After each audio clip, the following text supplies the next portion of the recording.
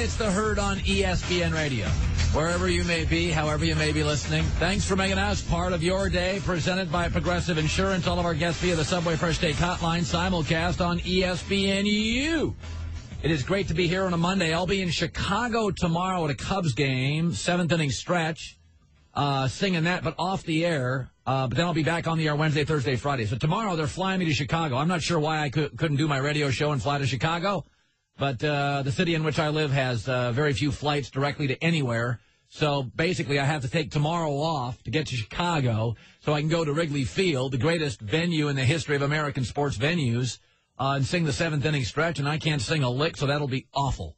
And I want to be respectful to Wrigley Field because, again, it's the greatest American venue. So we'll see what happens there. I mean, given our airport, I would have to hike. Mostly, if I ever want to leave the area code. There's one flight to Chicago a day, so I got to take tomorrow off. So, I've said this on my show before. One of the things I say is stop trying to be right and get it right. Is we can argue about stuff all day, but once data comes down that we know something's true, stop arguing about it. We know now LeBron's a good closer. Stop arguing. We know it. The numbers are out. He closes games. He's good late. Last 3 minutes, he's better than the league. Let's stop arguing about it. Stop trying to be right and get it right. We know that violent images now in America create violence. We know that. There's no more argument. There is no more argument. From 1957 to 1990, 217 studies said short-term effect of exposure to media violence on actual physical violence against the person, moderate to large in strength. The weight of all the studies in America now and globally supports the position that exposure to media violence, movies, TVs, video games, leads to aggression, desensitization toward violence, a lack of sympathy for victims of violence, and particularly in kids. I was a really bad parent several years ago. I took my son to Spider-Man, and he was like 5.5, and he was too young. And I hadn't seen it, and I watched it, like video rental thing, and he was punching throw pillows for the rest of the night. And I'm like, wow, bad parent. He can't handle it. He couldn't handle it. Bad parenting by me.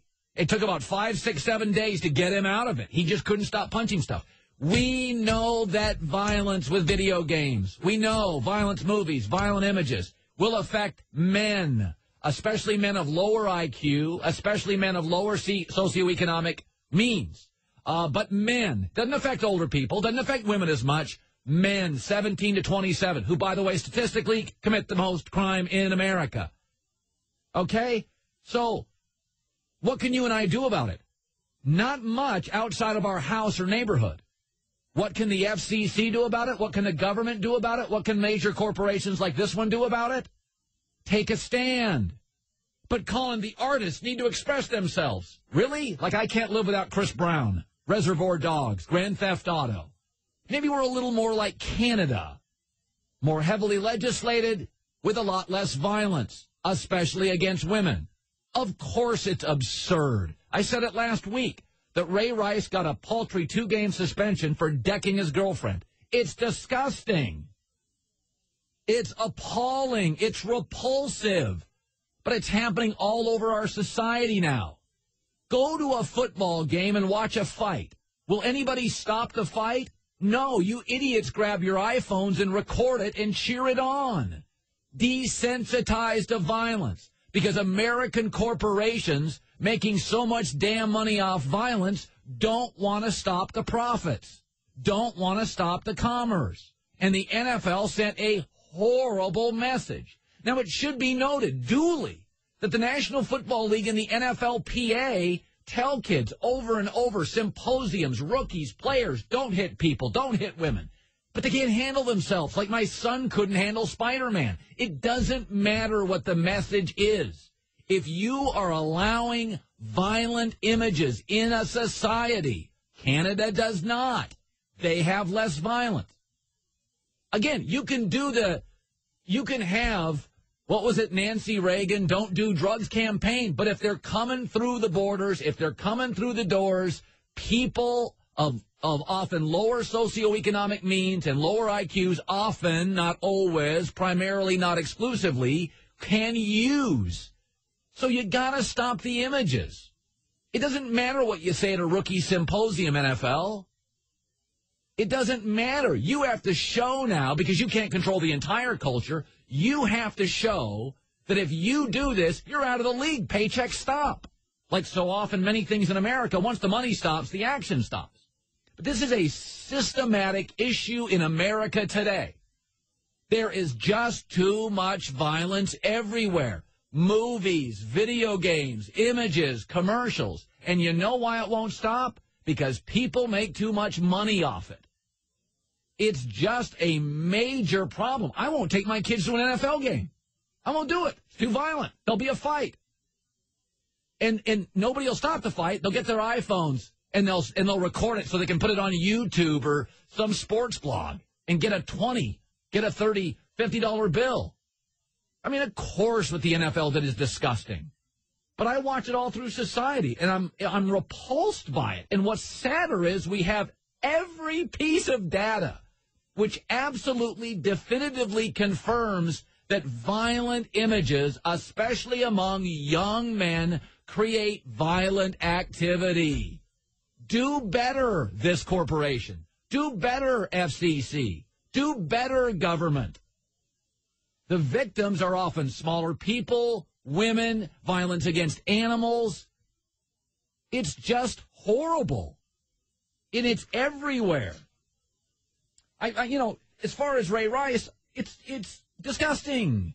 I remember the day the video came out with Ray Rice. And if you were listening to this show, and I know many of you are busy and you only get to listen to me once a week or twice a week at most, but I came out the day. Do you remember what I spent an hour on? I said, anybody want to talk about how disgusting this is? I couldn't get a phone call.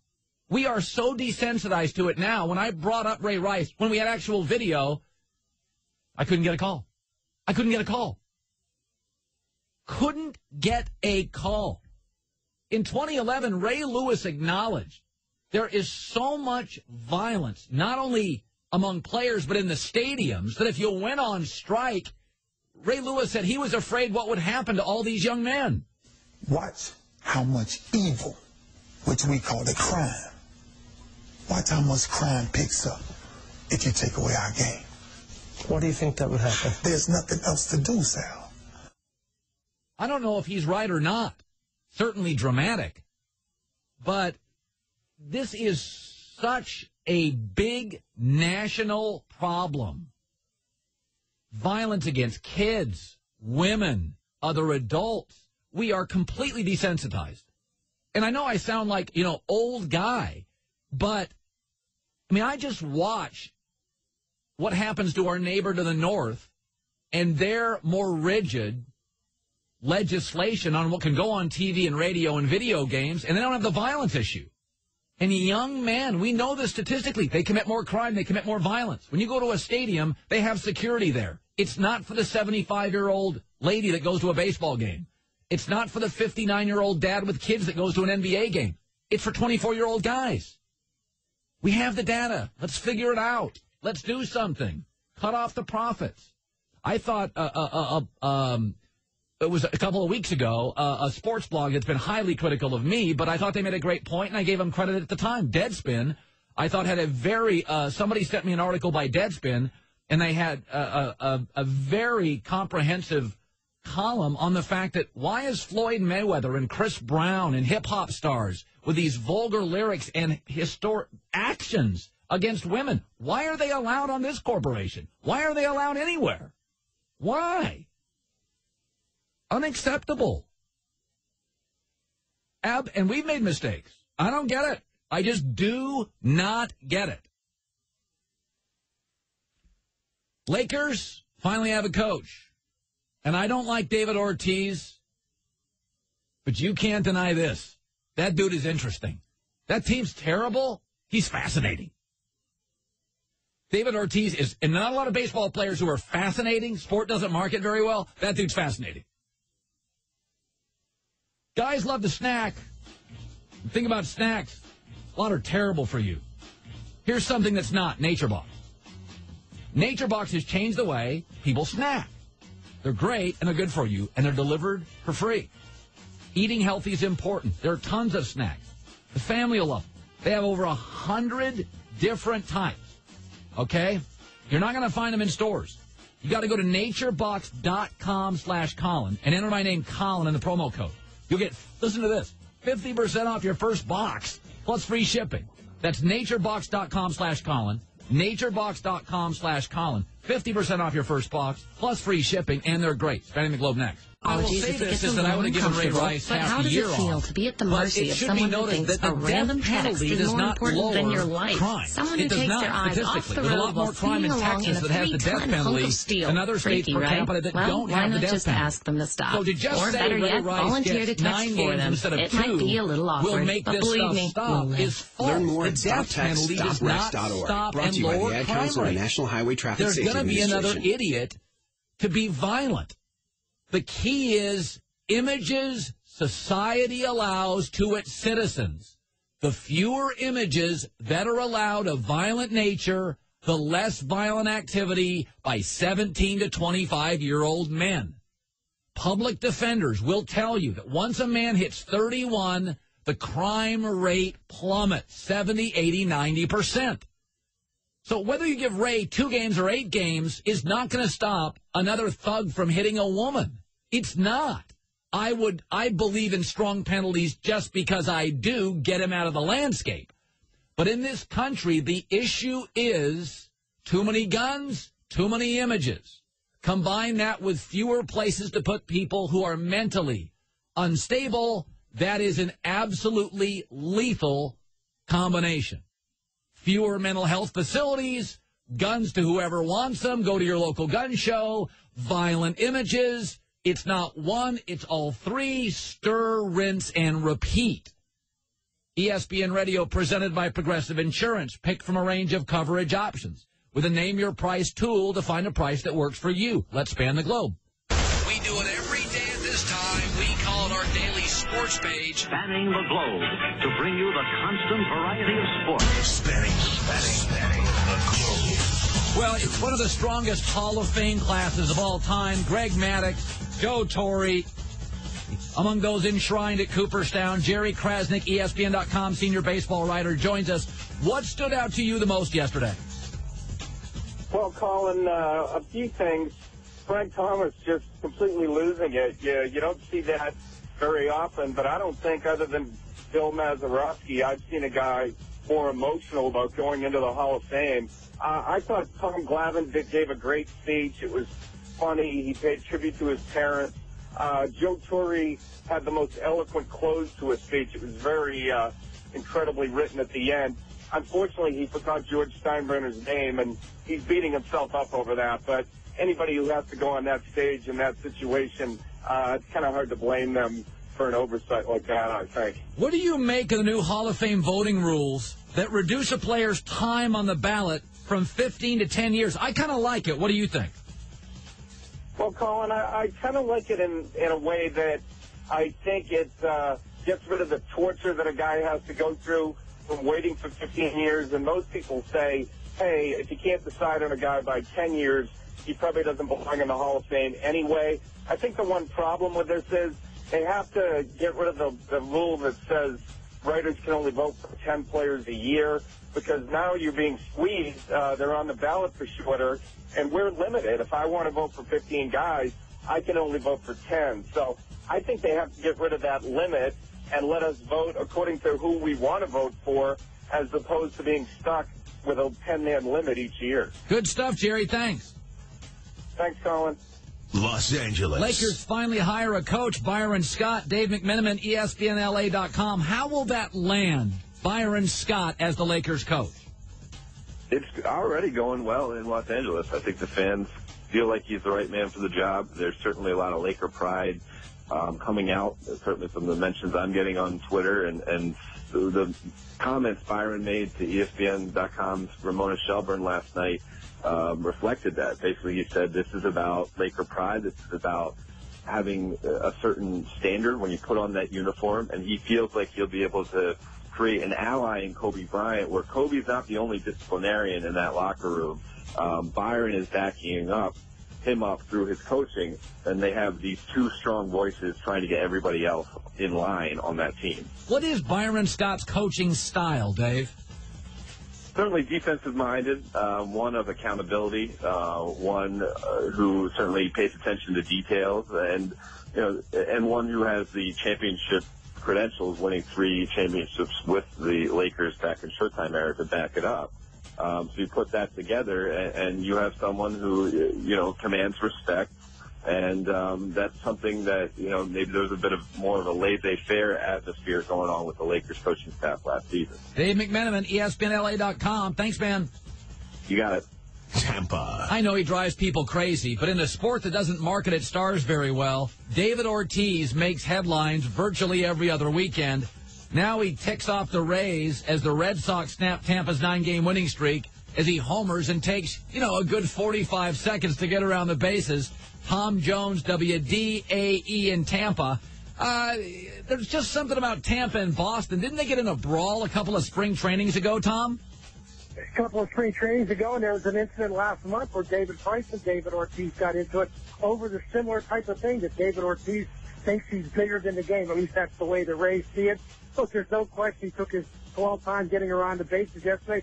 The only problem I had, Chris Archer called him out after the game saying no one ever does anything about it. Well, you know what? Chris Archer didn't do anything about it either. So David Ortiz has been doing this for years. I don't know why anybody expects him to stop now. What did Joe Madden say about the recurring issues with David Ortiz? Joe Madden's taking a high road on it, says that David Ortiz has done a lot of good things for the game. He's a big believer in letting the players police themselves, and I think he's going to stay out of it, particularly because his concern right now is winning baseball games, not getting people suspended or ejected. Thanks, Tom. You got a call. That was Spanning the Globe. To bring you the constant variety of sports. In the Herd on ESPN Radio. Don't miss SportsCenter's training camp coverage. All 32 teams today. Colts, Chiefs, Panthers, Dolphins, Chargers. We'll have in 40 minutes Jeff Saturday from the Colts camp on Andrew Luck and the Ray Rice situation as well. Here's the other thing. The NFL, on Mike and Mike this morning, you had Adolfo Birch, Senior Vice President of Labor Policy. And he said, listen, I think if you're any player and you think that based on this decision, it's okay to go out and commit the kind of conduct, I think that that's something I would suggest to you that no player thinks it's going to be a good idea to do. Nobody thinks it's good. And again, this goes back to I'm bothered by Ray Rice, his actions, and by what the league did about it. What I would tell you, though, is we absolutely know the data is in that the only way to lower crime and violent actions among young men isn't by what you do after they do it. It's not by punishment. It is by images allowed to see. Go on Facebook, the knockout videos. It's disgusting. It's repulsive. That a society owes all its citizens one or two things. One of them is safety.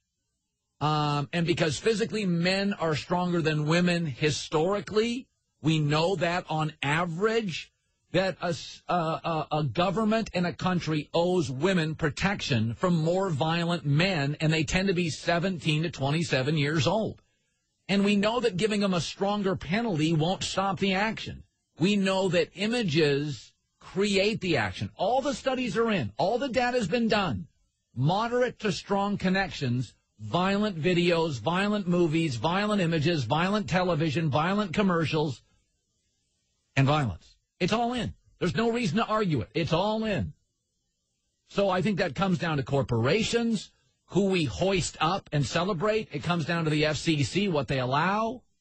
Canada does a much better job than we do legislating and regulating what they allow in movies and television. Video games, they make the same mistakes we do. 1-888 say ESPN, the phone number. Oh, brother. The Johnny Manziel hat on backwards crowd here to defend him already. We'll talk about it. The Herd on ESPN Radio. One of the things that local news doesn't show suicides, and the reason is they don't want to encourage people that could be considering it.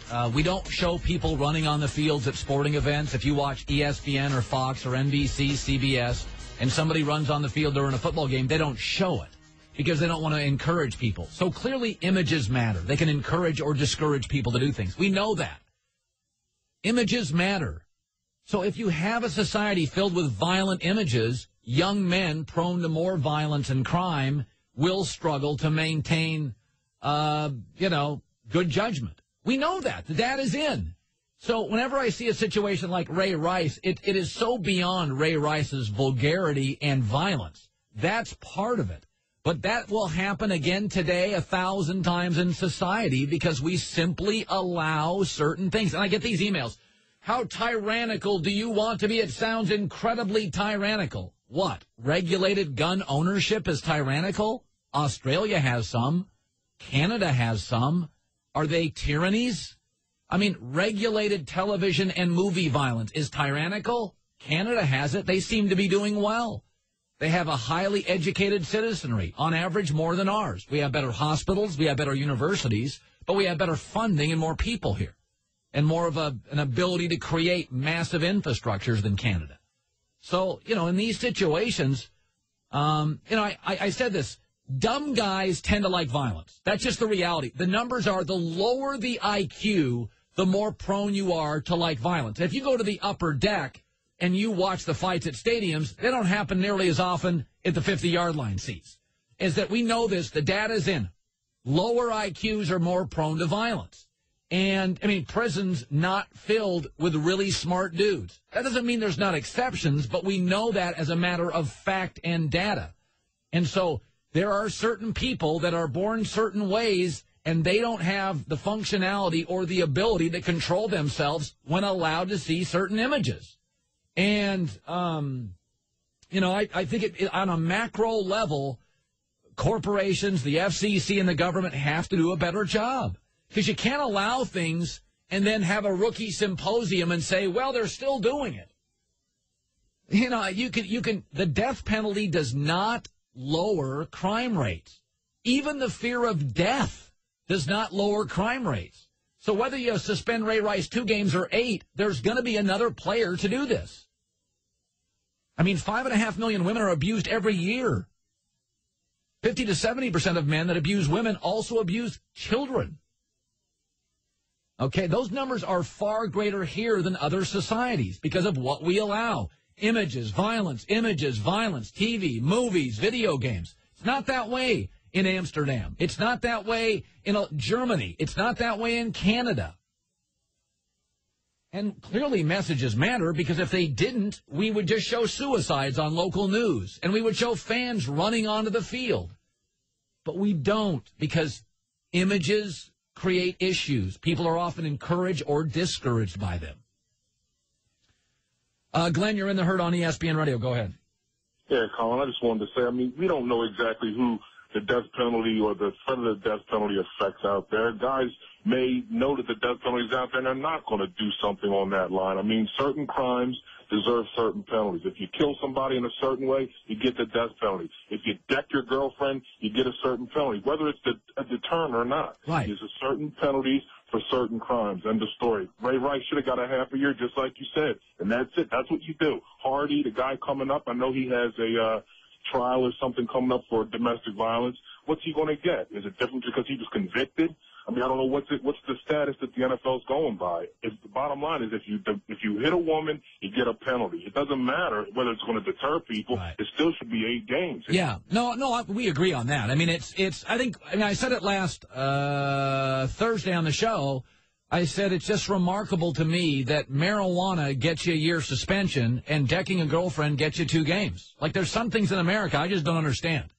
I don't understand how violence against women so often becomes a minimal penalty and almost let's let them work stuff out. Let's not at all, ever, under any circumstances. I understand in professional leagues, you're not getting perfect human beings. None of us are. And it is a league with regulated violence.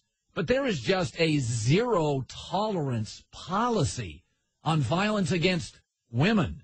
Zero. None ever allowed out.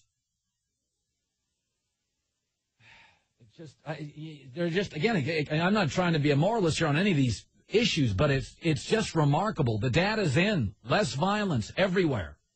I saw something, speaking of not getting it, Johnny Manziel, even his owner now is saying he needs to grow up. But Johnny Manziel, again, a young man, he just doesn't get it.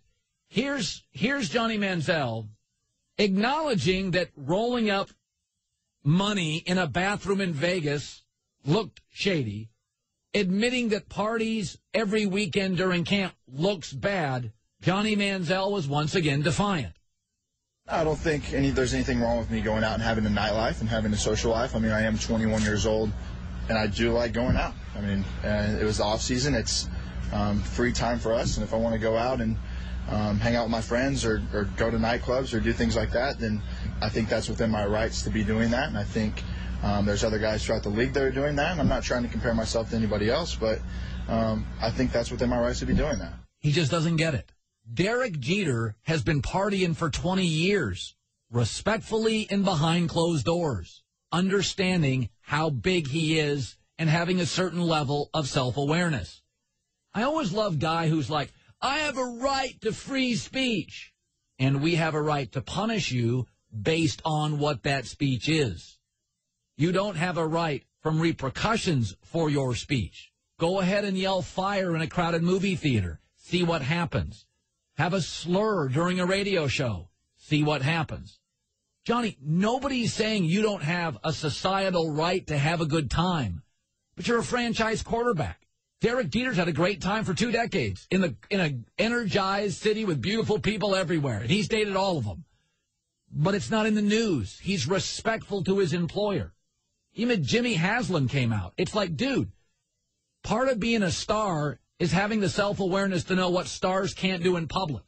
I think Johnny said it well. He made some rookie mistakes, and I think the really great athletes make their news on the field, not off the field, and hopefully Johnny can look at guys like LeBron and Brady and Peyton and Jeter and pattern themselves after those guys who make their news on the field, not off the field. You know, it's within my rights guy. Sounds like I can say whatever I want guy. Reminds me of, I've got guy with 8 assault rifles. It's in the Constitution guy. There's just certain things that as a public figure who's running a franchise, you better be careful with. It's part of the image of your franchise. And again, he comes out and is completely defiant on it. I mean, literally, Derek Jeter spent 20 years in New York, never in trouble. This guy hasn't played a game. He's already got all sorts of baggage. And baseball, by and large, is an independent sport. Football, quarterback, you win. Bad quarterback, you don't. I mean, it's all hinging in the NFL on the quarterback. It's the only position that means points in this league, according to Vegas. I mean, even Adrian Peterson's worth maybe 2. Quarterbacks are worth 6, 7, 8 points. They say Peyton Manning 11, Aaron Rodgers 9. He comes out defiant. It's like, dude, you just don't have any self-awareness. You have tax problems? How about calling Community Tax right away? That's what they do. They solve tax problems. Maybe you're being audited. That happens to a lot of people, but don't mess around. Maybe you owe back taxes. That happens to people, too. Don't mess around. Maybe you have several years of unfiled returns. Now, that doesn't happen to a lot of people. Get on it. Is the IRS calling you? Sending threatening letters? Don't mess around. Call the pros at Community Tax. 888-989-8647. They deal directly with the IRS for you. That's what they do. They're pros. 888-989-8647. Don't deal with the IRS yourself.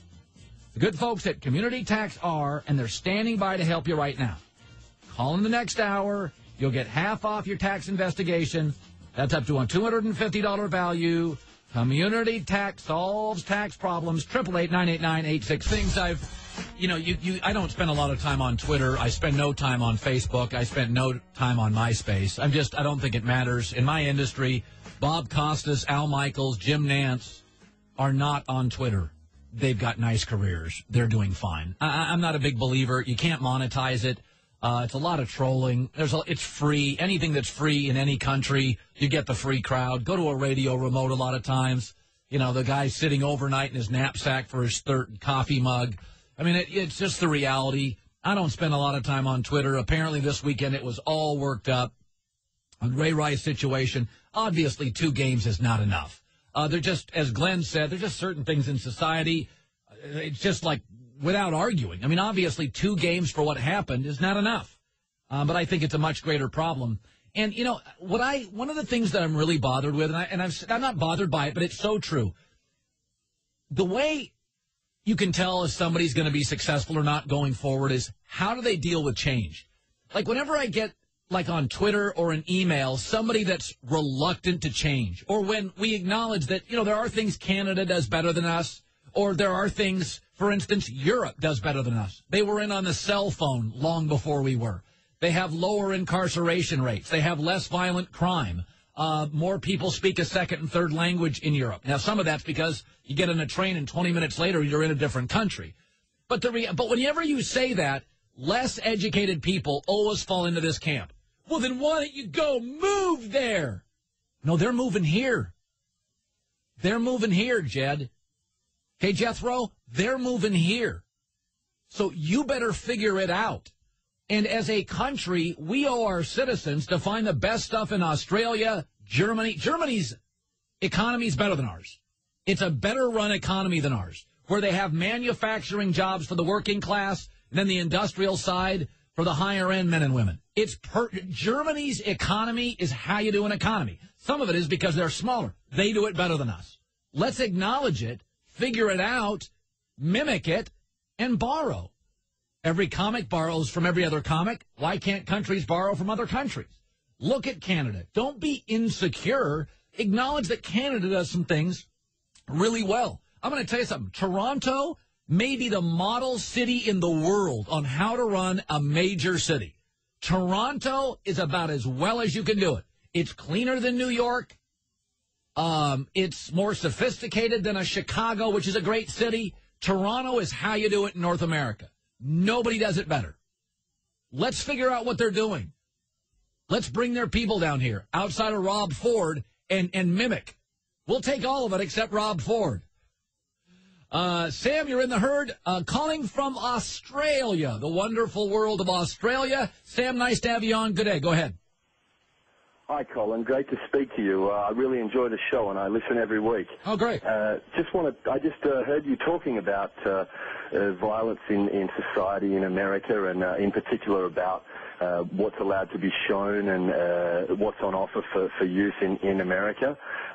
Look, we respect America highly, and it's a fantastic country, but things that we always notice, and I know down here in Australia, we have relative censorship for our television, and it's nothing that inflicts on our rights. It's just sensibilities that there are certain things on television and particularly on cable and free-to-air that people just don't need to see. It's completely unnecessary. And secondly, I'm sure you're aware that we're pretty much a gun-free country, and our own Prime Minister in 1996 asked us as Australians, anyone who really had a gun, to hand them back, and we haven't had one mass shooting since. And I can say I live in Perth, Western Australia. I've never seen a firearm in my life, Colin, and I'm 35 years of age, and I feel as safe as anything living in this country, and so do our women. You know, Sam, what's great about this is it's just reasonable censorship, and Sam, you wouldn't be prone to violence. But there are people in our society and in every society that are more prone to it. So it's called reasonable censorship. My life is no less noteworthy if I've never seen Reservoir Dogs and if I've never played Grand Theft Auto. And Sam, have a cold one for me, and thank you for calling our show. Thanks very much, Colin. All the best. More. Don't take away my images. Don't take away my guns. Nobody says you can't have a gun. Do you need 9 Uzis? I mean, it's just reasonable people. But I get this all the time. It's just, if you acknowledge that somebody else does something better, why don't you move there? All right. Nice Confederate flag bumper sticker on your 68 truck. Sheesh. Listen, I need an assault rifle. That deer, that may shoot back. I got to get Bambi. God, it's incredible. I'll get to the Johnny Manziel thing. And the other one I'll get is, man, you're a liberal. By the way, liberals, by and large, they like gun ownership. Just not an AK-47 chasing down Bambi down the street. Like that's another thing that's happened in America. Everything's politicized. If you have an opinion on, like, climate change, you're a liberal. No, I'm just watching all these storms, the ice cap melt, so I think there is a climate change happening. Hey, you're a liberal. That's what Rushbo said. Listen to a little less Rushbo. Okay, I'm not liberal or conservative. There's a climate change happening in America. It's pretty obvious. Can we acknowledge it? I'm not in either camp on this. I didn't become Al Gore because I think it exists. It's the Herd. It's the Herd on ESPN Radio. Wherever you may be, however you may be listening, thanks for making us part of your day. Presented by Progressive Insurance. All of our guests via the Subway Fresh Take Hotline. Simulcast on ESPNU. Jeff Saturday and Louis Riddick this hour. I was saying I pretty much stayed off Twitter, and I increasingly stay off Twitter. I've thought about sort of just getting off Twitter. It's kind of Trollsville. And sometimes the longer you see something, the more illumination you have and the less you like being around it, you know? Like sometimes you pass by something and you're like, oh, that's awesome. And then you indulge in it and you're like, that's not quite awesome. And then you really indulge in it and you're like, oh, it's Trollville. What am I doing here? But I love going out because it's mostly 20-year-olds. You can't trust Twitter because that's why, like, on Twitter, it's generally liberal. They love soccer, and yet baseball's terrible. Well, baseball's more popular than soccer in America currently. Now, soccer's growing like crazy, and baseball isn't. But today in America, baseball's more popular than soccer. But if you went to Twitter, you would think literally Major League Baseball was mud bog racing and soccer was the NFL. That's just not the truth. It's overwhelmingly young and liberal, and any time young people who have mostly been spoiled in America don't get what they want or can't control a message, they get angry. I've had several people come on this show, successful people with real careers, and say, not a big fan of my quarterback wearing his hat on backwards. By the way, there's lots of professions in America, like law enforcement wears hats. They don't wear them backwards. Pilots wear hats. They don't wear them backwards. Military wears hats. They don't wear them backwards. There's a reason. They don't want to send that message.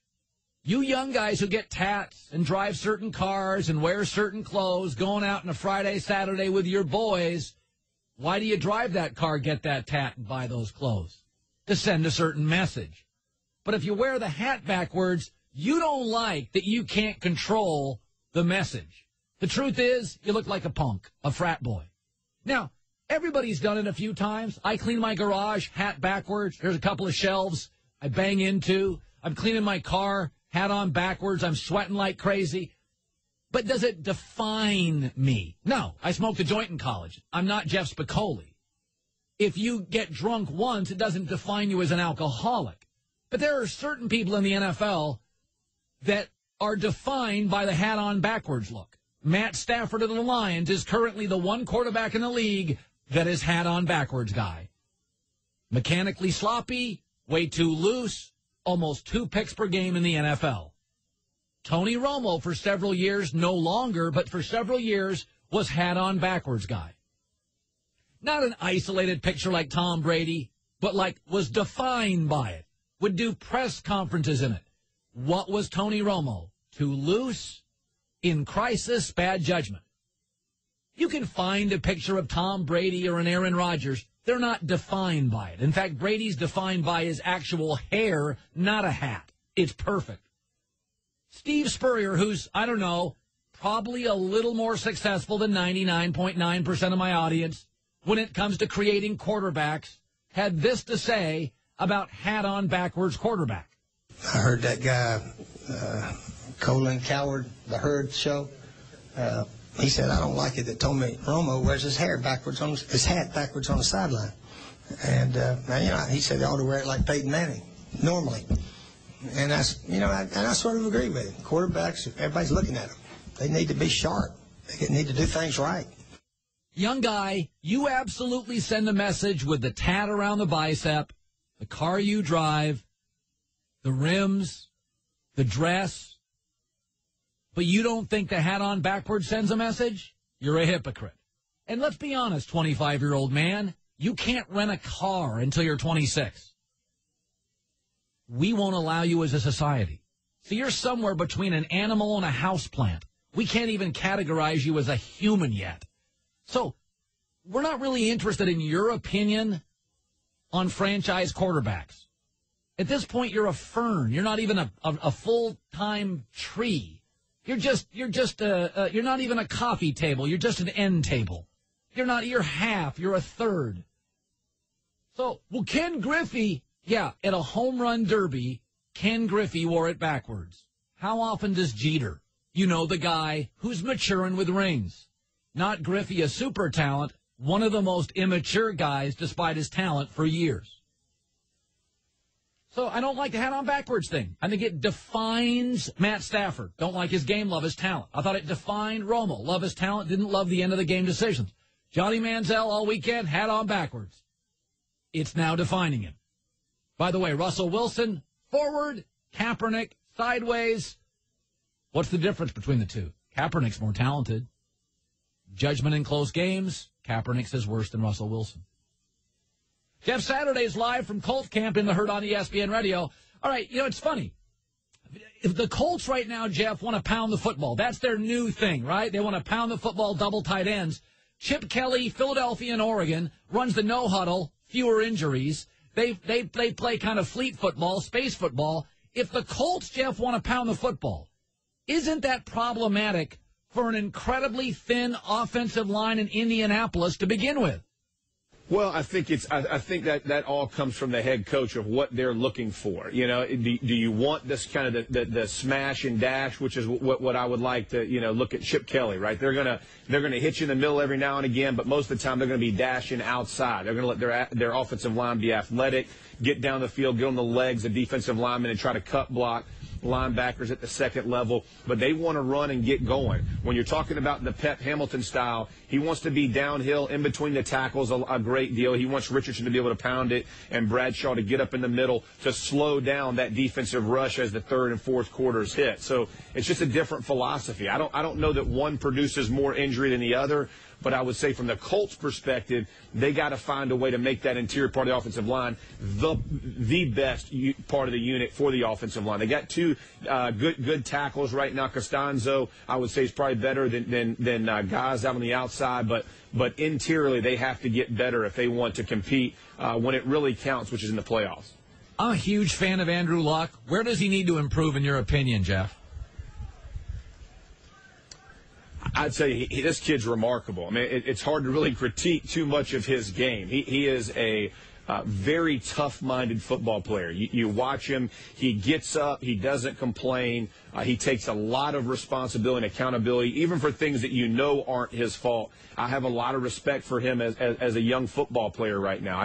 You get excited when you watch him. He's infectious for his teammates. I think he plays through pain. I think he plays through poor decisions.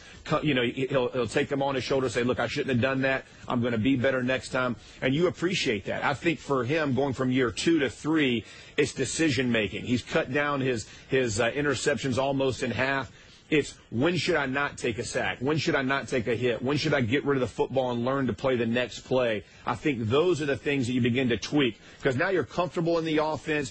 Defenses are beginning to slow down. You know, the game is slowing down. You see the skies is better. You understand what defensive coordinators are going to try to do to you to take away the strength of your offense. I think all of those things are progressing for him. I think the sky's the limit for this kid, though. I really am impressed with him. And everybody in the Colts organization loves this guy. He is a very humble young man. He does it the right way. He treats people the right way. And he does it on and off the field, which you have to respect. I was shocked, segueing into a hot topic. Ray Rice only got a 2-game suspension.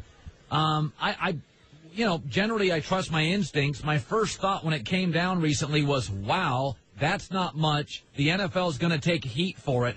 What was your overall view on a small 2-game suspension when we had videotape of Ray Rice knocking out his girlfriend? Yeah, I'm with you. I was very, I was surprised by just the 2 games as well. I mean, when with the video and all those things that go along with it, when people can see it and they understand what happened. That's a difficult one. I think the league is taking heat, and probably rightfully so. I mean, we're talking about a situation where you know what happened.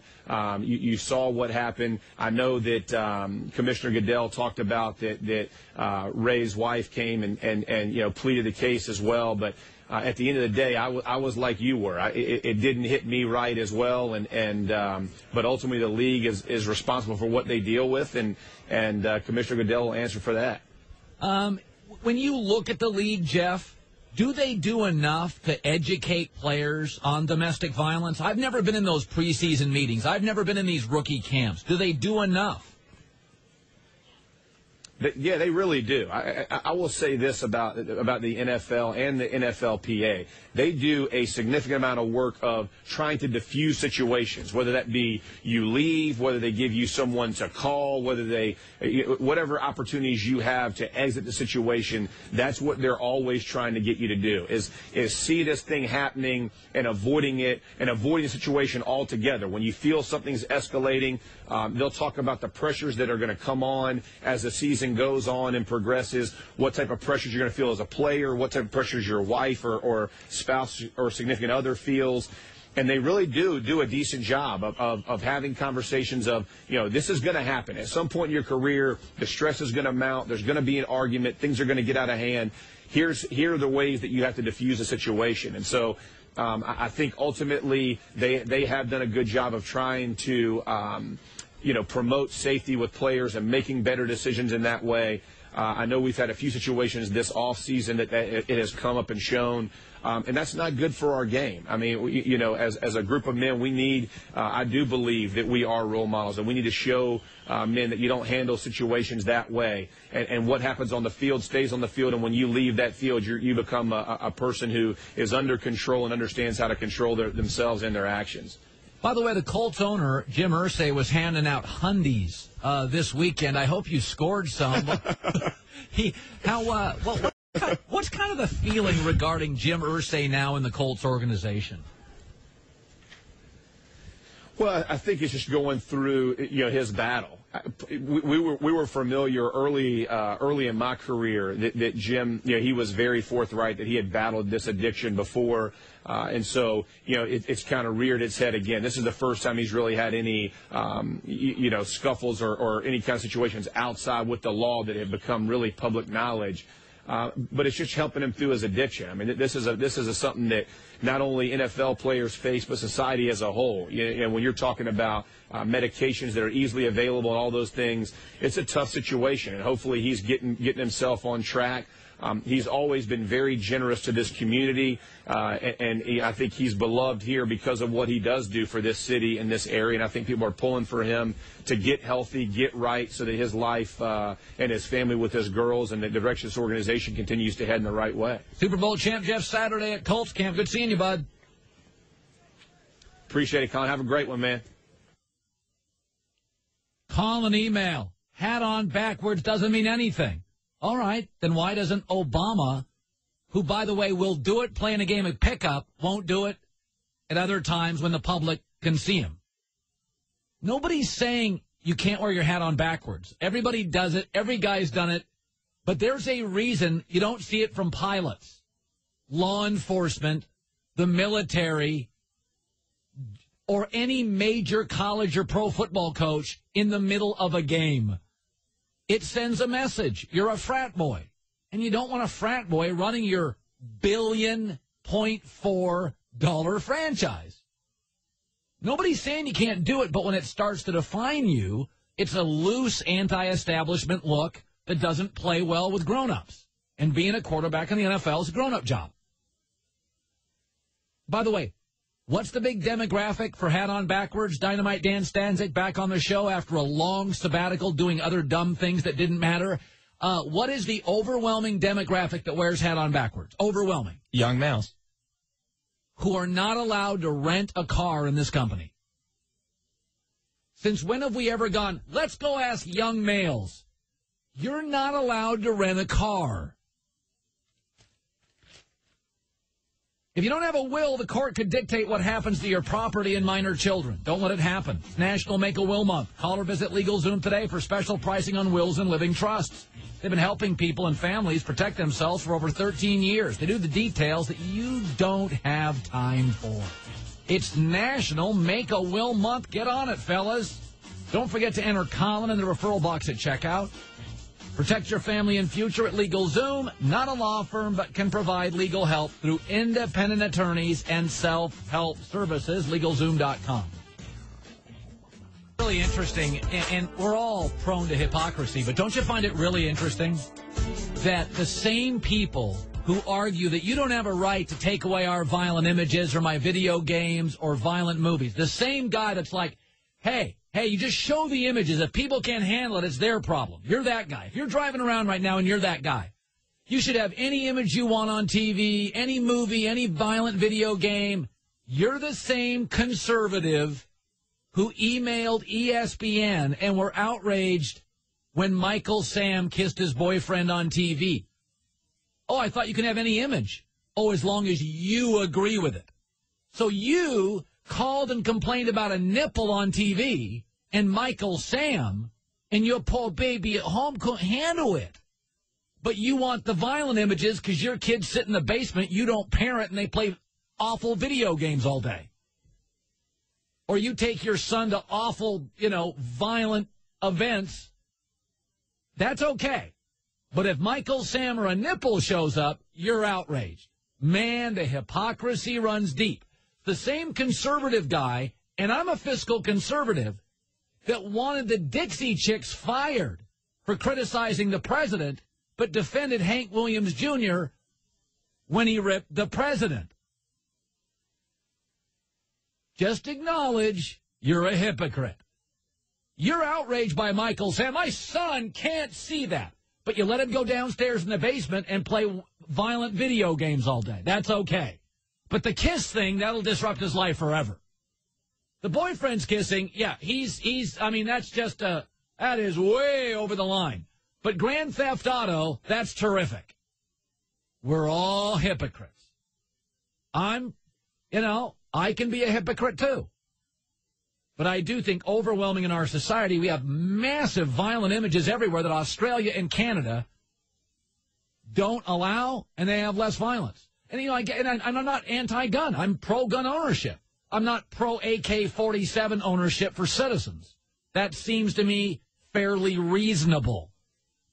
But, you get into this stuff all the time where people try to demonize the other side or marginalize other people. I'm just for reasonable dialogue on these issues. Obviously, Ray Rice deserves more than a 2-game suspension. I would have had no problem out of the league. I would have had no problem. None. Said it 10 times before today. But I think the bigger problem is images. Colin, you're promoting censorship. Oh, wait, guys kissing. Censor that, Colin. Am I wrong? Yesterday I saw this. Can we stop criticizing? The New York Post is clobbering Joe Torre today because Joe Torre, a remarkable man, baseball player and manager, made the Hall of Fame, gave a speech, and didn't slobber over the late George Steinbrenner. First of all, I've given a lot of speeches. You're always leaving somebody out. You're in front of people. It's hot. The cameras are on. You're a little anxious.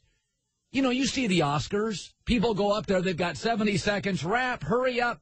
Somebody always gets left out. I thought Torre's speech was great. Frank Thomas was great. The idea that Michael Jordan's Hall of Fame speech was petty and embarrassing. He got less heat than Joe Torre is for simply omitting at length George Steinbrenner. I think we should, when you do a speech, if you're ever going to give a speech, make it less about individuals. Try to stay out of the naming and thanking a bunch of people. Do what Tom Hanks did after he won his second Oscar. Remember, like Philadelphia, Forrest Gump? And he thanked everybody as a collective outside of his wife. He thanked everybody as a collective, and he created a moment. Because I think too often in speeches, we're all looking to get credit. Hey, I was your junior high basketball coach. I taught you the crossover. My best advice for people that give speeches, and I have to give, a handful of them a year, thank people like Tom Hanks did as a collective. I'm empowered to stand here thanks to the ensemble of actors, men and women, who I shared the screen with, who in ways that they will never understand made me a better actor. That's the way to do it. That's the way to do it. Bread is on the rise. Subway, eat fresh. I'm going to bring in Louis Riddick. See if my hat-on backwards theory is all cuckoo. And some thoughts about violence in the NFL, what to do with it, how strong should the sanction be against Ray Rice. That's around the corner. The Herd on ESPN Radio. You know, it's funny. I don't get to listen to Mike and Mike's show because I'm prepping for my show. And I was just listening to some of the senior vice president for the NFL, Adolfo Birch, who I don't think did a very good job on Mike and Mike for the NFL this morning. I think the NFL is sort of tone deaf on this. And by the way, we all have blind spots. Major corporations do. Adolfo Birch, an NFL senior vice president, instead of acknowledging what America is this morning, that 2 games for knocking your girlfriend unconscious is not good enough by the NFL, here's Adolfo Birch saying, hey, if Ray Rice weren't in the NFL, he might not have been punished at all. The discipline that was taken by the NFL is the only discipline that occurred with respect to Mr. Rice in this case. And I think that were he not an NFL player, I don't know that he would have received any punishment from any other source. And so, on balance, when we reviewed all the materials, the information, listened to the persons that we listened to, took the input of the Players Association, when we looked on balance at all of that, we believe that the discipline that we issued is appropriate. Now, let me just say this. My standards aren't my neighbor's standards. I talked to my wife about this. Well, this is age appropriate for kids. Not my kids. I don't want you drinking at 16. I don't care what the neighbor's kids do. I never buy into this. Well, if you look at Ray Rice, there's a possibility that he would have not been in any trouble, and we suspended him slightly. What are your standards? I don't care what anybody else's standards are. Well, in the NBA, he would have been given a 2-game suspension. In ours, we went 3. You're not running that league. So to me, a 2-game suspension, I don't care what your neighbors did. I don't care what society's doing. You have to have personal standards. 2 games for Ray Rice is not enough. Louis Riddick played in the NFL, was a personnel director in the NFL. He's joining us here in the Herd on ESPN Radio. I was saying, Louis, earlier, there's a certain responsibility from the FCC, us, major corporations, government, to tone down the violence. I've taken my kid to Spider-Man too early, and I've seen what it does to him. Bad parenting by me. I look at Ray Rice, 2-game suspension, and I think to myself, smoke a joint, and you're out of the league forever. Punch a woman, you're not. Is this just a bigger problem than the NFL, Louis, even realizes?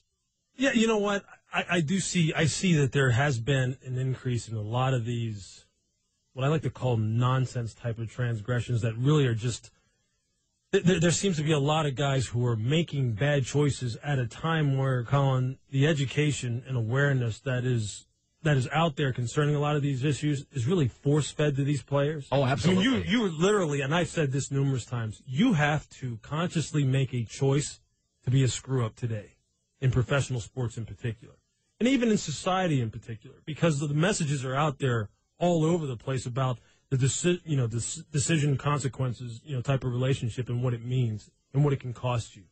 So I think obviously, there needs to be, starting, at home. You talk about parenting. I remember you made a comment one time about, some college kids, as far as, college players are concerned, you can't expect coaches to undo 18 years of bad parenting. Yeah. You can't expect pro coaches to undo, maybe 4 years in college where players were coddled, entitled, allowed to feel as though they were like the best thing since sliced bread, like they were reinventing football. You can't expect pro coaches to undo a lot of that. So really, a lot of this stuff that's happening right now has to go all the way back to what are we doing as far as educating kids in home? What are we exposing them to?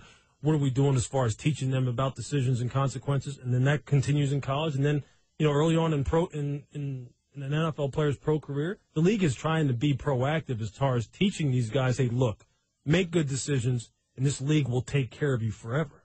What bothers me is the consequences part. My gut reaction, my instinct, sometimes they're good, sometimes they're not. I just thought 2 games, and I thought, really? Yeah. That just seemed light. Like I thought to myself, 8? I mean, a real harsh consequence. Yeah, I mean, that now, speaking to that issue in particular, I mean, obviously, look, in a lot of front offices, in all the front offices that I've been in, whether it be with Joe Gibbs in Washington or with Jeffrey Lurie in Philadelphia, domestic violence is a deal killer immediately. You have that anywhere surrounding you, you're done. You're off the board. You're off our team. It's just not even an issue. It's not negotiable.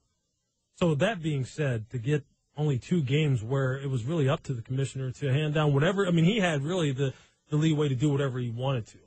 And the fact that, I heard that they pointed to what the court system said about, how they viewed the whole situation, and they kind of played off of that. I don't know if that necessarily sends the right message, that's for sure.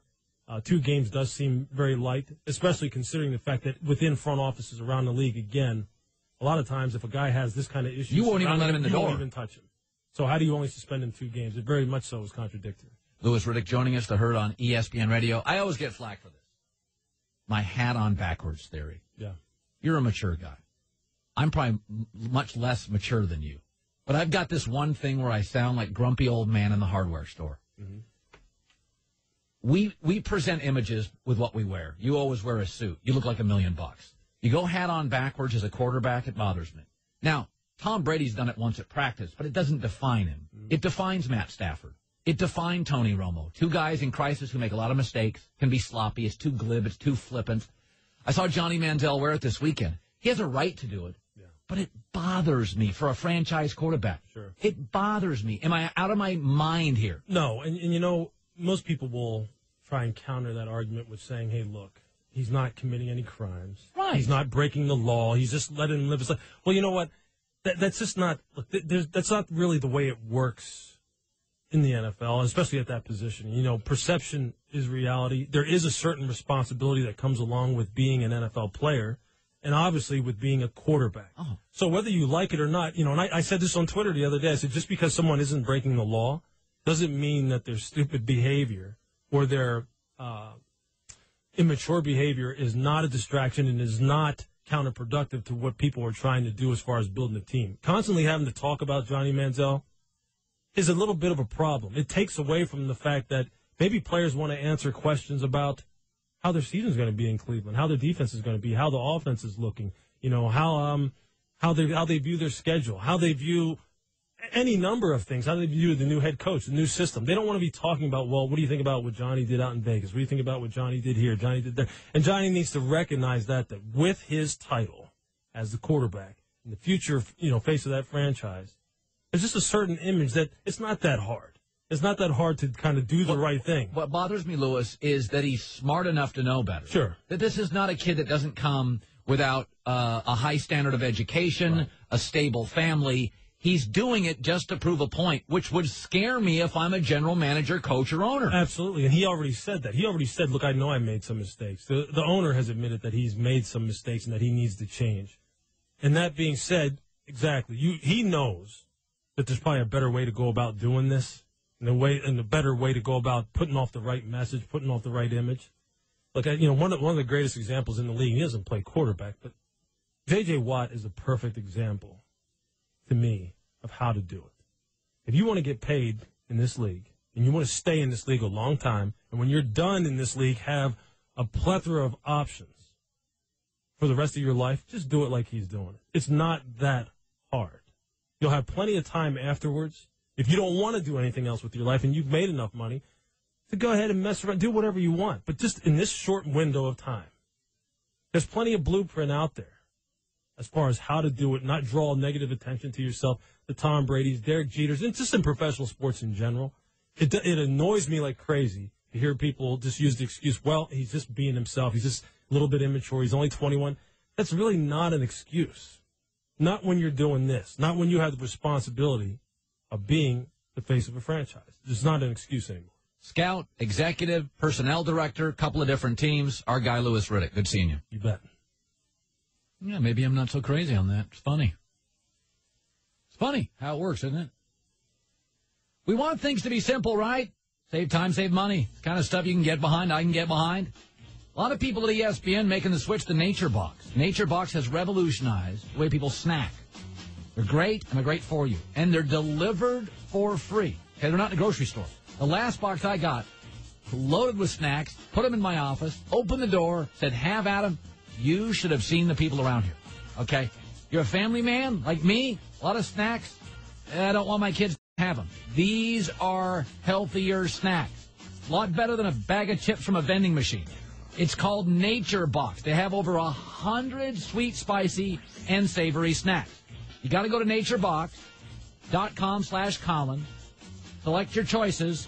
Drop them into your Nature Box. 50% off the first box and free shipping. Okay, got to go. naturebox.com/Colin. Check it out. The opportunity here and the options are great. It's the Herd. Subway is bringing... I think the most disturbing thing about Johnny Manziel is that his owner has acknowledged he's not happy with him right now, and Johnny Manziel's reaction is flippant.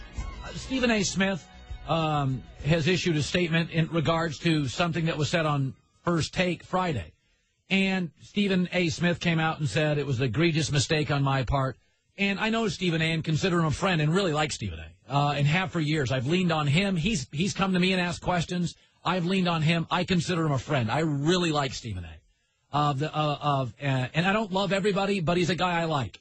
And he's helped me, and I've tried to help him. And he came out and he acknowledged it was the most egregious error of my career. I didn't offer great clarity on my Ray Rice commentary. At any company, we all make mistakes. I mean, I'm literally doing 28 sports columns a day on the air live with no partner. It doesn't take any great critic to find a sentence where I'm clunky or a segment you don't like. I'm doing 28 columns a day, 125 columns a week. The average columnist does 2 a week. I'm doing 28. I'll do 2 in this segment. So the reality is we all make mistakes. It's how you acknowledge them and own them. Stephen A. makes a mistake, comes out and goes, wow, my bad, own my baggage. That's what he should do. The problem with Johnny Manziel, his owner has come out and said, dude, you're a star in America. Grow up. And his response is, I have a right to a social life. He doesn't get it. Is when you get in trouble at this company or any company, it doesn't matter what kind of company, Wall Street, Main Street, doesn't matter. The South, the West, the Northeast, Midwest, doesn't matter. What will happen is you will be brought into management. And management wants to hear you acknowledge, ooh, I at least know I made a mistake. If you can't acknowledge, wow, I was way wrong here, that's when the problem erupts. Because every bit of management I've ever worked for, you can't do what I do for a living perfectly. You cannot go on the air 3 hours daily, no script, and not have a clunky sentence or something be misinterpreted. It's just the way it works. I don't know what First Take is. It's like 2 hours, right? No script, 2 hours. I didn't watch the entire thing unfold. I stay off Twitter on the weekends. But from what I read, it was clunky, and Stephen A., I thought, needed to apologize. He did, and he owned it. Good for him. But that's what bothers me in the Johnny Manziel situation. We have something here that his boss, the guy that pays him, is completely unhappy with and has voiced an opinion several times. And Johnny Manziel's response is, so I have a right to do what I want. That would scare the hell out of me. That I'm paying this guy to be my friend. Thank God they have Brian Hoyer, who at this point is a better quarterback. That would scare me. Because it's like, it's one thing to make a mistake in life, but if you can't own it, then you have somebody with no self-awareness. That's a bigger problem. Because football, to some degree, there's a little art to be a quarterback. You're a little Picasso. Here's the canvas, make a play. You got to ad-lib. You got to make stuff up. Be it a radio host, be it a football player, be it a basketball player. It's one of those professions where you can't be a perfect quarterback. So one of the things that's massively underrated being a quarterback is at least knowing the difference between right and wrong. Because Brady's going to throw 10 picks this year. Aaron Rodgers will throw 10 picks. Peyton Manning will throw 10. Andrew Luck will throw 12. But Johnny Manziel I mean, we all make mistakes. At least Peyton Manning will go, yeah, I threw into a coverage. I know better. If a quarterback said, yeah, I threw into triple coverage, what's the problem? That's your problem. And Johnny Manziel's response to his owner being upset? I don't think there's anything wrong with me going out and having a nightlife and having a social life. I mean, I am 21 years old, and I do like going out. I mean, it was the off season. It's free time for us, and if I want to go out and hang out with my friends or go to nightclubs or do things like that, then I think that's within my rights to be doing that. And I think there's other guys throughout the league that are doing that. And I'm not trying to compare myself to anybody else, but I think that's within my rights to be doing that. Yes, but have the self-awareness to know nobody's disputing your right.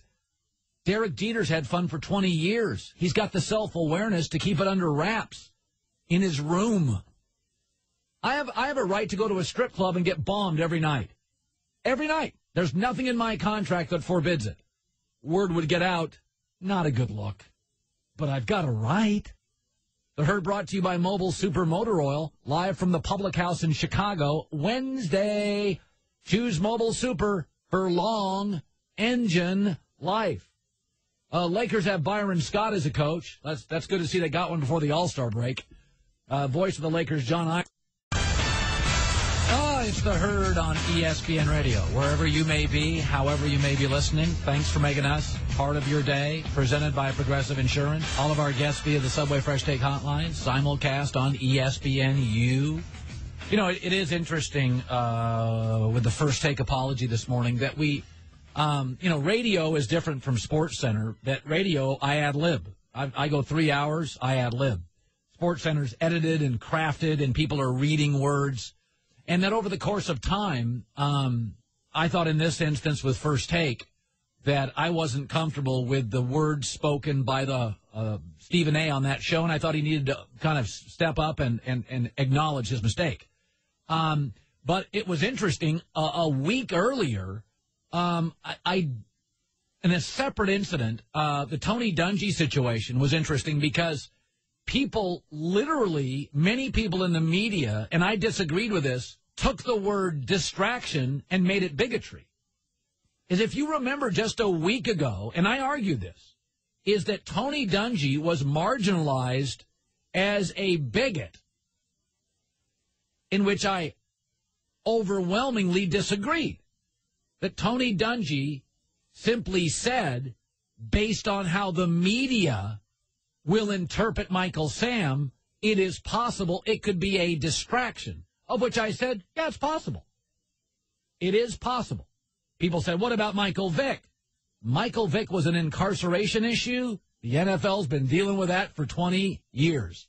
Michael Sam was a first openly gay player. The NFL's never dealt with that. And in locker rooms full of 22-year-olds, we already know what 22-year-olds do. More crime, more violence, more stupidity. Some may not be able to handle it, i.e. potentially a distraction. Is that in the case of Stephen A. and First Take, I think Stephen A. acknowledges a mistake. But what I'm finding increasingly with all this new emerging media is that any opinion that you don't agree with the mainstream media, you are struck down and demonized immediately. Again, in Stephen A.'s case, I just didn't agree with his take. And I think we have a real societal issue of not only violence on women, domestic violence, but violence on people as well. But it's one of the reasons I stay off of Twitter, unless it's just a goofy, glib, pithy line. Because you can't really talk about substantive issues in 140 characters. And I find right now in the American media, less is more. And I'm in a business where more is more. Talk, talk, talk, fill, talk, talk, talk. So I don't think you need any more of me. I don't think I need to talk any more on Twitter. I don't think I need to be on Facebook. It's hard enough for me to just talk about societal issues, sports issues, violence issues, and make sure it's thoughtful in this space. Forget adding 7 more spaces. So, I always try to remember something, that I'm so lucky to have this job and the responsibility that comes with it. But I also have to be very careful of attacking anybody because I can get people in trouble here fast. I mean, I could send you right now to a website, and I mean large ones, and you'd shut it down. I have 3 million people a week listening. I just added another afternoon show. I can mobilize my people to a New York Times bestseller, to products. I can shut down websites. I have an absolute responsibility. I got to be careful. And if I'm going to come out and clobber somebody, watch out. Be thoughtful. And I think what you're seeing now, almost on a weekly basis, we have a media firestorm. Almost weekly. There is a media firestorm. I thought the media unhappiness with Stephen A. First Take was warranted in that sense, and he owned it. But the Tony Dungy outrage, I did not think was warranted. And I thought he used the word distraction, which was immediately lumped into he's a bigot. And I didn't think it rose to that. I didn't. What you heard and what Dungy said seemed to me were two different things. He said there could be media distractions. What people heard or reported, Michael Sam's Gay shouldn't be in the NFL. That's not what he said. That's what was often reported or marginalized. So, you know, we live in a world now where everybody's got a voice. There's lots of voices coming from a lot of different angles. And on a weekly basis, we are seeing these massive stories, not about sports, but about the people covering sports. 1-888 say ESPN. Lakers have finally hired a basketball coach to coach their players, which is great because they got it in before the All-Star break. Travis, you're in the herd. Go ahead. Go ahead, Travis. Oh, how you doing, Colin? Thanks for taking my call. You bet. Hey, listen, I'd like to ask you, with the way that they handle the Ray Rice situation, it almost seems as if the NFL makes it up as they go along, which seems to be counter to what the NFL Players Union would like to see done. The NFL players play in by far the most popular sport. How exactly did they end up with such a weak union? I understand that, when they were arbitrating with the feds, they opened up their records and their accounting and their bookkeeping like Major League Baseball and the NBA did. But how did they just end up with such a weak union? If I get your opinion on that, I appreciate it. Travis, it's really a fascinating, it's one of those topics and questions, Travis, that I'm glad you asked, and I could spend hours on it. Why are certain unions powerful, teachers' unions? Why are certain unions weaker, increasingly labor unions? Why is Major League Baseball's union stronger and the NFL's weaker? I would try to get a labor expert, a union expert on the show. Unions used to employ 70% of Americans. I think it's now down to 6 or 7%. Part of that was, I think unions too often, in my opinion, used their leverage poorly. And that ultimately there's a place for unions, but my brother was in a union and disagreed with his own union. I've been in 2 unions, and I largely disagreed with the representation of my union. And I do think there's sort of an American belief that whether it's true or not, you can come from nowhere and be the president. That's mostly false, but there's a mythology around that. And I think union representation lumps us all together, and that's not who we are.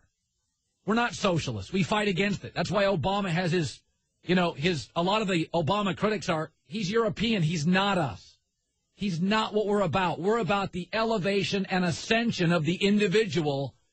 And with that, some people fall through the floor. That's America.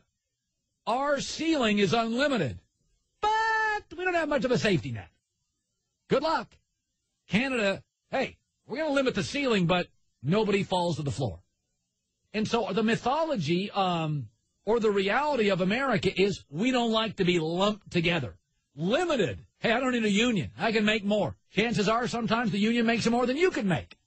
But that just goes against kind of our sensibility in this country. And I don't know why the NFL union is weaker. Is it because of weaker leadership? Gene Upshaw, was he not strong enough?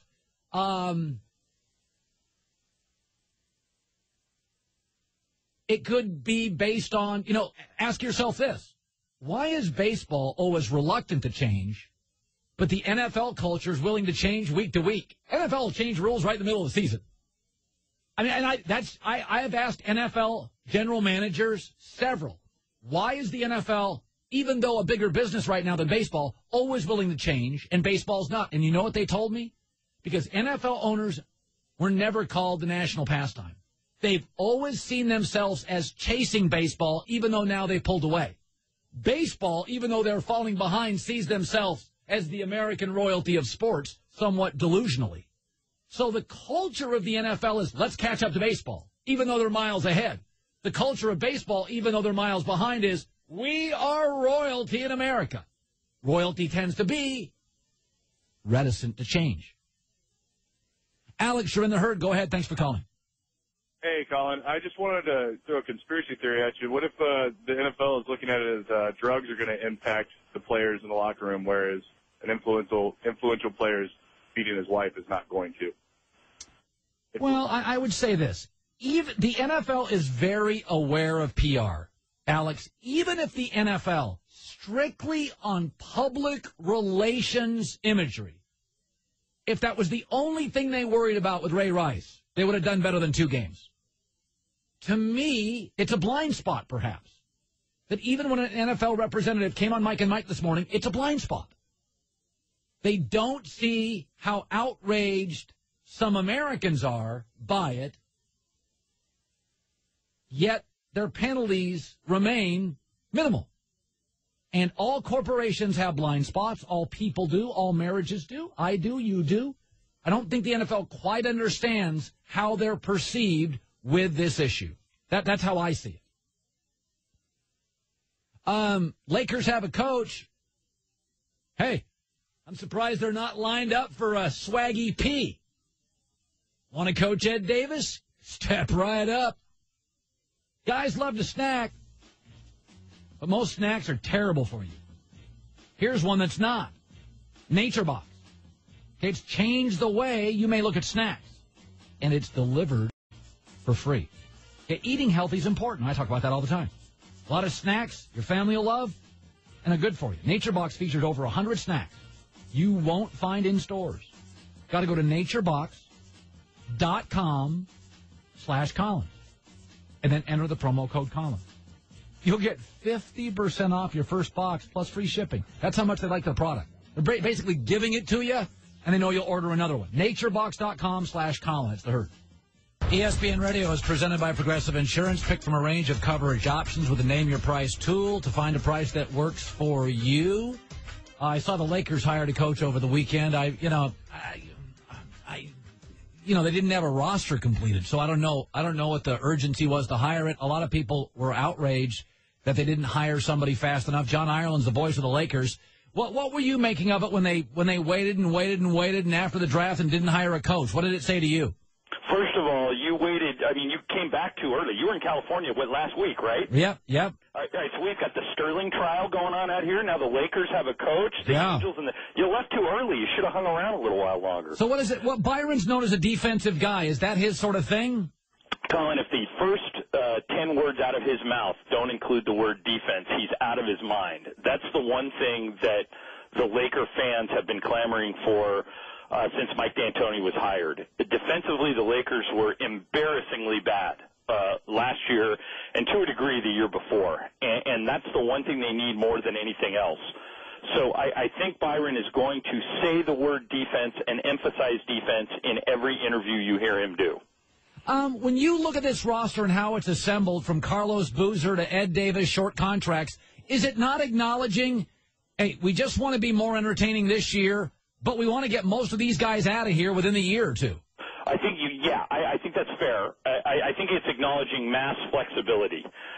They want to be able to jolt this roster if they get a chance. They're trying to they like the guys that they've been able to pick up. I don't think anybody's under the illusion that the Lakers are going to win the NBA title next year, but they think they can be entertaining. They think they can be competitive. And to your question, I think they have the flexibility where if somebody big came along, that they would be able to move people out and get them in here. And I think that's what that's about. I never liked the Kobe contract, but in the end, they've made their bed with Kobe. It's 2 years. It's a lot of money. There's some limitations. Do you think now the Buss family does look at the Kobe deal now that Dwight left and Gasol left and thinks to themselves, maybe we handed the leadership role to a player that not everybody loves?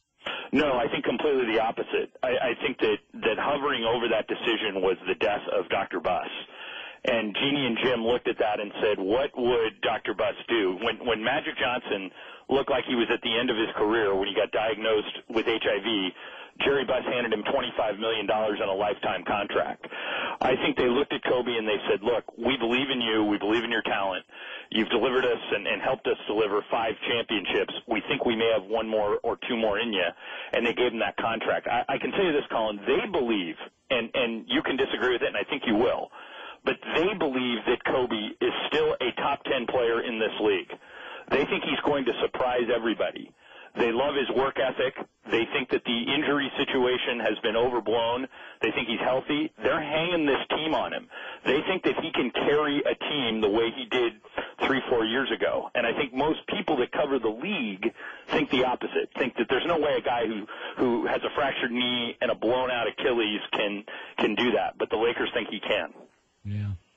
Lakers make the playoffs next year? I think it's right on the bubble.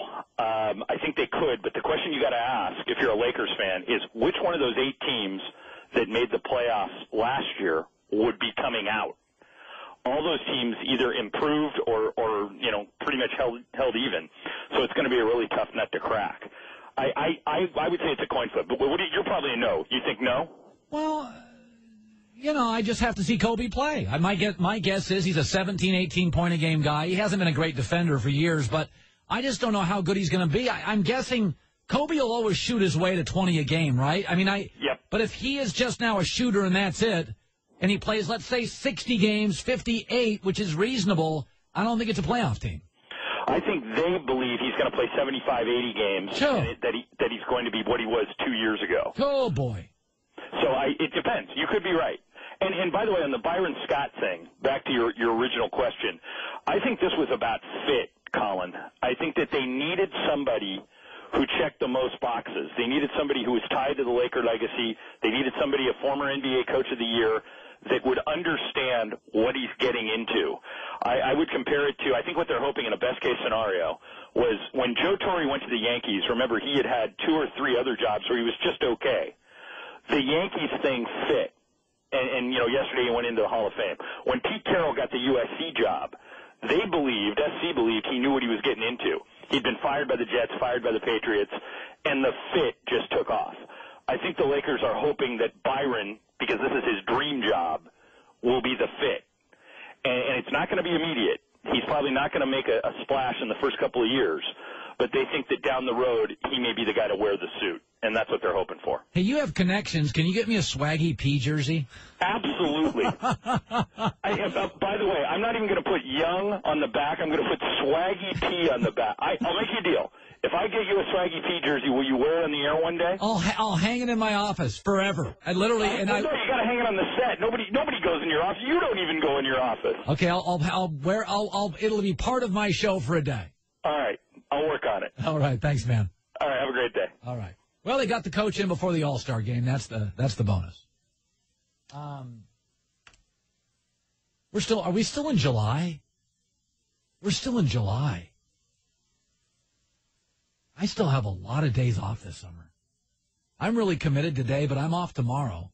Then I'm back on Wednesday, Thursday, Friday. I didn't want to take tomorrow off, but because I live in a city with an airport with no direct flights outside of the area code of the airport, I have to take tomorrow off to get to Chicago for the 7th inning stretch at Wrigley Field.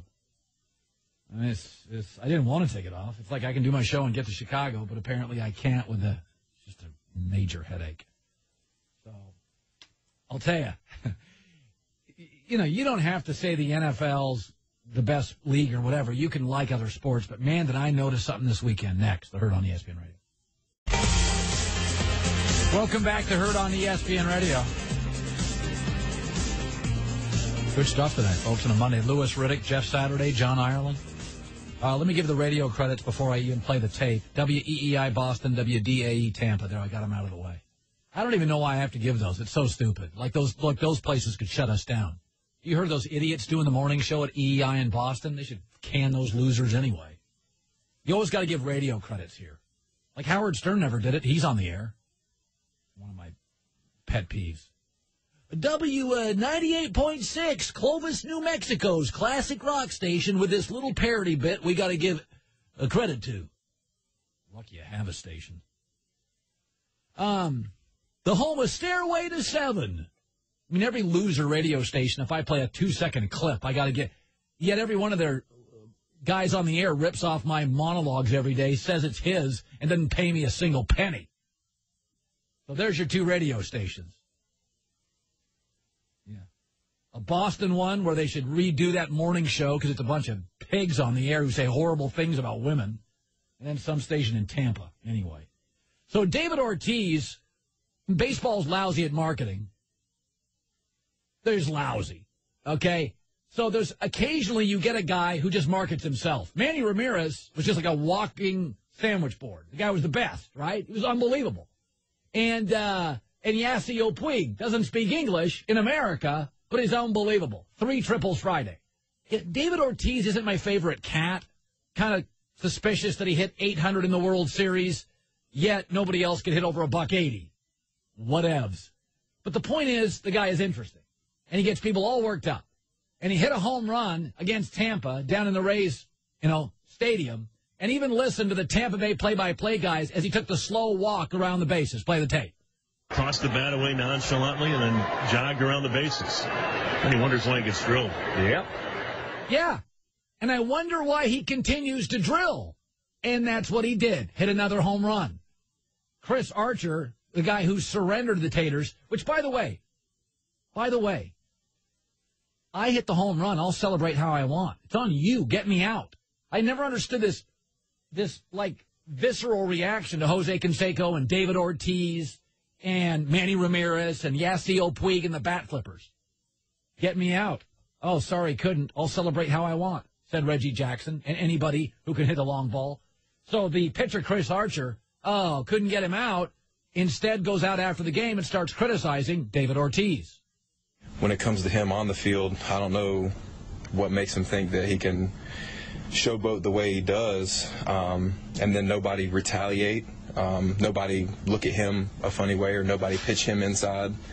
I don't know why he feels like that. Because he beat you deep.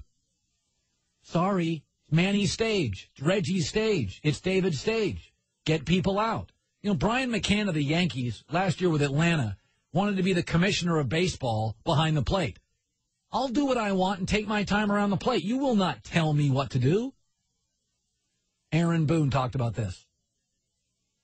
If you have a huge problem, Chris Archer was on the mound the entire time. He could have handled the situation. David Price in the past has tried to handle the situation, and the fact is David Ortiz has not backed down. I think for the most part, David Ortiz does some things that may be considered showboaty from a home run standpoint, but I think he's a guy that respects the game, that is well respected, and I don't have a real big issue with what he's done. Frankly, I think he's earned that right to, when he hits a big 3-run homer, get over it. Yeah. Get him out. Reggie Jackson showboated. I don't know what's happened to baseball players, but there's this sense that you've got to play the game a certain way, yet ironically it's the sport with all the unwritten rules.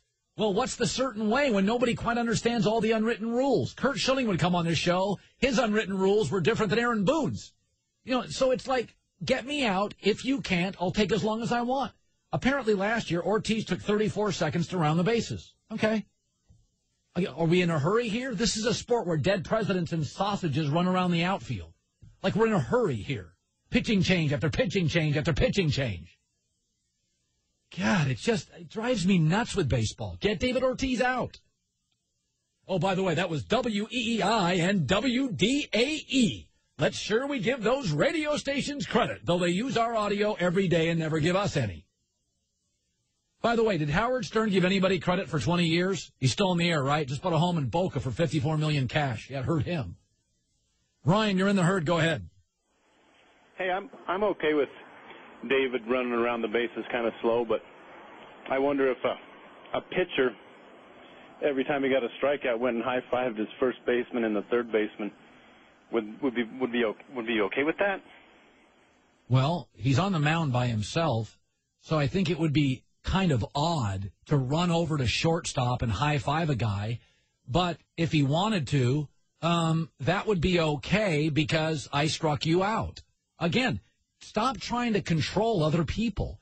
David Ortiz hits it. Some guys take 16 seconds to run around. He takes 24. He's a little heavier, and he's old. He probably doesn't have good knees, and he's hit about 8 million of them, so he can walk around at the pace he wants to walk around for. Yeah, by the way, after a strikeout in Major League Baseball, what do? They wing it to third, and they play catch around the infield. Whoa, that is a little disrespectful. Well, don't strike out. I mean, they could just throw the ball back to the pitcher, but they play a little infield. Hey, throw it over here. Watch that loser walk back to the dugout. Hey, nice throw, little pepper. Walk of shame. Look at the loser. Couldn't hit the baseball. Look at the poor guy walking back to the dugout. Couldn't get bat on ball. Let's play catch with the infield.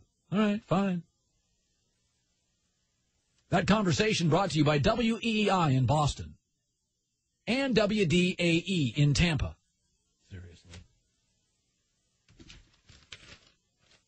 Give enough credits? It shows like one big credit. How about credit me? Carrying the industry. I mean, you think David Ortiz is doing cartwheels around the infield. I mean, that's what, seriously, you think he's doing cartwheels, setting off firecrackers between second and third. He's just running around the infield, and he's just getting a home run, doing what he wants to do. Yeah, Ozzie Smith would backflip. It was awesome, right? Okay, cool. Yasiel Puig. All right. Did anybody see him at 2 triples Friday? It was great. Or 3, 3. All right, it's fun. I mean, David Ortiz is a villain. Talented villains are great, as long as they're on WEEI in Boston and WDAE in Tampa. Like baseball, stop being anti-personality. Ortiz is a marketing machine. He's on the cover of something every 15 minutes. He's great. Got tax problems? You need to call Community Tax right away. They solve tax problems. Maybe you owe back taxes or are being audited. Maybe you have several years of unfiled returns. Yeah, that generally works out real well. Is the IRS calling you or sending threatening letters? Coming to your home or place of business? Yikes. You may want to call a community tax case. All right, that's what they do. 888-989-8647. 888-989-8647. Community Tax deals directly with the IRS for you. They're pros and experts at dealing with enormous bureaucracy. They've done it every day for years. Thousands of satisfied clients. Don't deal with the IRS yourself. Thank God I've never been audited, and shouldn't. I've never written off one peanut butter and jelly sandwich that wasn't legal. So IRS, as I read this, I'm not mocking you. Community Tax Relief is a great company. All they're saying is, call them the next hour and get half off your tax investigation. That's up to $250 value. Don't wait, call now. 888-989-8647. It's the Herd. Yeah, I started the show today talking about the, I stay off Twitter on the weekends, but there was Stephen A. Smith that said something Friday on First Take about the Ray Rice domestic violence issue, and it was inappropriate, and he apologized today, as he should have. And I like Stephen A. Smith. What I said to start the show, and I'll say it briefly again, is I think this is an issue, not only violence against women, but violence against people, that is disturbing. I have seen fights break out at NFL stadiums, and people don't engage and help. They just get their phone and start recording it and cheer it on. If you look at societies like Australia, if you look at England, at our northern neighbors, Canada, there is far less incarceration. There is far less crime. There is statistically and comparatively. We have a violence issue in America. We have a major violence issue. Now, because of technologies to law enforcement, crime numbers are down in this country, especially in urban centers like New York City. Crime is at a decade low. And there's just new technology and initiatives by more sophistication in law enforcement that is cutting down crime. But I have seen at stadiums and in public settings more violence over the last 20 years, and it's discouraging. And I think my belief is violence against anybody is outrageous, and I think the NFL has a blind spot on this. I thought Ray Rice should have been suspended. I said this last week. I said it a month ago. That's out for half the season minimum. Kick him out of the league. I don't care. There's no place for it. And I was glad to see that Stephen A., and it's not always easy ad-libbing for 3 and 4 hours on TV and radio. You can have bad moments, but I thought in this instance, what he said I could not condone, and I like him, and I thought he needed to apologize. The violence I am seeing increasingly around this country at stadiums is appalling. And I think it's a responsibility to the FCC, to major corporations, to governments, to regulate some of the violence we see. They do it in Canada. I don't think America's less of a country if Reservoir Dogs, Grand Theft Auto, and some hip-hop lyrics are more measured. I think America will survive. Australia and Canada are doing just fine. I think what has happened is violence sells. Corporations are profit centers and continue to elevate certain people who are misogynistic, certain acts who are misogynistic, certain music, movies, video games, because the commerce and the revenue is profound with those acts. I think it's discouraging. I think there's limitations to what even severe penalties can do. We just know 17 to 28-year-old men commit more crime, and the incarceration rate plummets post-30 for men. So if you continue to have images, no matter how much policing you have, no matter how stiff the penalties are, you're going to have issues. It all starts with the images that are allowed to proliferate around our TV sets and video games and movie theaters and coming out of our audio systems. We've got way too many violent messages and lyrics all over radio, TV, audio, and video. It's discouraging. And you and I can save our sister perhaps or our neighbor or help enlighten people in a small group, but culturally, we need the FCC and the government to step in. We need major corporations to step in. We do. Canada does, more heavily legislates television. Australia does, more heavily legislates movies, and they have less crime. The data is in now. We know absolutely, profoundly, definitively that less violent images equals less violence among young men. That young men are more prone to it when they see it. I said I did some bad parenting about 5 years ago with my son, who was 5 or 6, and I let him go to Spider-Man, and he just couldn't handle it. He came home and he was attacking and punching his sister, and he was small, but I'm like, wow, I was a bad parent. That was bad parenting by me. He just could not handle it. And we know statistically young men can't handle the images. They can't. You've got to legislate the images. It doesn't. The death penalty does not slow murder. Is that the action afterwards, though appalling in the NFL's case with Ray Rice, if we don't work on the images we're presenting to young men, these outrageous acts of domestic violence will not end. And these acts of violence, period. Get in touch with us through the 1-800-FLOWERS Twitter feed. Louis Riddick, John Ireland, Jeff Saturday. See the New York Times this weekend? Dynamite Dan Stanzik, moderate to right-leaner, probably did not read the New York Times. They said legalize marijuana in America. Did you see that? I did this morning, yeah. Yeah. I don't mean to lump you into any political... Yeah, I don't know what you just did there. You just argue sometimes with my stance. Sure, yeah. But you're on today, though. Not a lot of arguing. I agreed with you. Yeah. New York Times basically says alcohol's got problems. We legalize a lot of things. Tobacco, caffeine, they all have side effects. Well, you're just Mr. Canada and Australia today, so... Yes. I am acknowledging that our neighbors to the north, as cold as they are, shivering most of the year, do a lot of things right. I noticed you haven't mentioned that baseball team they got up there, though. Toronto? That's not a segment. No, that maybe that'll work on WEEI Radio and WDAE Tampa. This is Big Boy Radio, okay? 1-800-FLOWERS Twitter feed, 2 for the road. here's one for the road. You think we need one more? Nah, better make it 2. All right, we'll get one more. 2 for the road in the herd. How about this in Oregon? Bring your beach towel and sunscreen. Leave the smokes at home. Oregon's taken steps to ban smoking on all 362 miles of beaches along the Pacific coast. Boy, Oregon's got underrated beaches. The State Parks and Rec Department has already snuffed out smoking at most other state parks. They're saying now 362 miles of beaches along the Pacific coast. Keep your Camel filters at home. Oh, finally. Study. Fist bumps are less germy than handshakes. Yes, Whitworth and a college systematically tested the 3 greetings for a study published Monday in the American Journal of Infection Control. Boy, that's a summer page turner. You ever read that thing in the summer? You sit down with a Tom Clancy novel or the American Journal of Infection Control? Fascinating reading. The handshake transmits 10 times more bacteria than a fist bump. Can I just say this? I'm a fist bump guy.